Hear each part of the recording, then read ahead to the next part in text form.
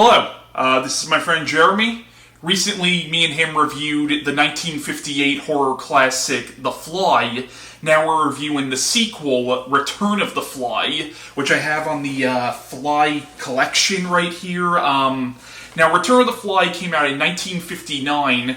This time around, the film is directed by Edward Bernds, who also directed some Three Stooges shorts. Now, of course, this movie and the first one are based on the short story The Fly by George Langelaan. What do you think of this one? It's not very good, honestly. I mean, it's, for the most part, it's so boring. I mean, Yeah. most of the movie is just Philippe talking about how he wants to carry on his father's work, and him and his assistant working on the machines in the laboratory, and him and Francois arguing over whether he should do it or not. And a lot of the movie also involves his assistant turning out to be a spy and all the stuff about that. But Yeah, then his assistant basically, when Philippe finds out what his assistant is up to, the assistant knocks him out and purposefully puts him inside the teleportation device with a fly, turning Philippe into a half-human, half-fly-like creature like his father was. yeah,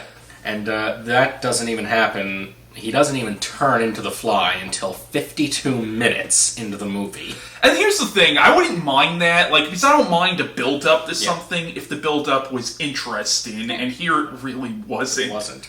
Now, another thing that's interesting about this movie is they don't say it, but technically this movie is set in the future because, assuming the first one is taking place when it came out, that means this has to be at least 20 years in the future, yet they don't actually mention that this is the future.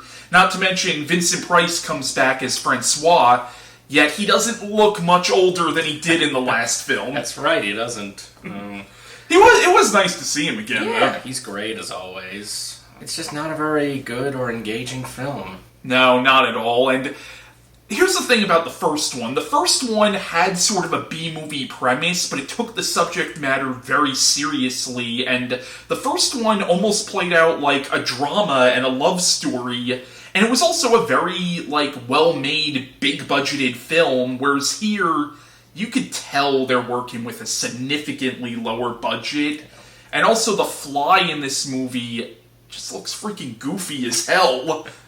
Yeah, it's definitely not as, how do I put this? The design is not as good as the first one. First of all, they also shot this one in black and white, whereas the first one was color, and I think the color kind of just enhanced the look of the mask that David Hedison wore in that film, whereas, I don't know, something about it being in black and white just reduces the effectiveness for me. I mean, and yeah, there was a build-up in the first one, but it was interesting to watch her the wife try to figure out what's going on. It does take a while before she takes the thing off and reveals his horrible face, but it was worth it. Yeah, I do want to mention, there is sort of a repeat of the whole help me thing, because Philippe, his, kind of like in the first one, basically his human body has a fly head, but then the fly gets a human head, basically gets Philippe's head, but it's nowhere near as creepy as it was in the first one. Here it's,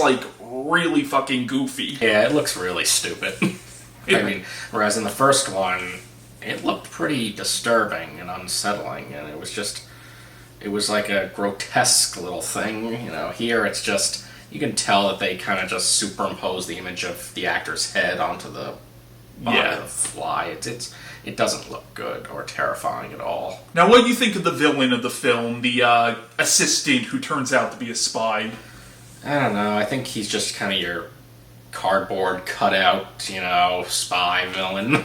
Yeah. What do you think of Philippe's childhood friend in the movie who becomes sort of his love interest? I don't know. She was okay, I guess. She wasn't very good as an actress, though. She wasn't a very memorable character, like you said.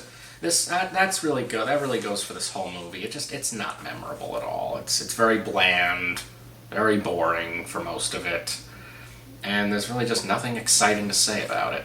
One thing I want to mention about Return of the Fly is it's so painfully obvious that it was filmed very quickly without much care, and I think one of the ways in which this is most evident is when Philippe is saying something about how they'll use his father's old notes. And I'm just thinking, didn't his father burn all of his notes in the first movie to stop anyone else from, carrying out his research and making the same mistake he did? That is a massive, major continuity problem right there. I can't recommend Return of the Fly. Now, I do want to point out that 1989's The Fly 2, which was a sequel to the David Cronenberg remake of The Fly, is kind of a loose remake of this, but that one I am going to say is actually kind of better than this. But do you have anything else to say about this one?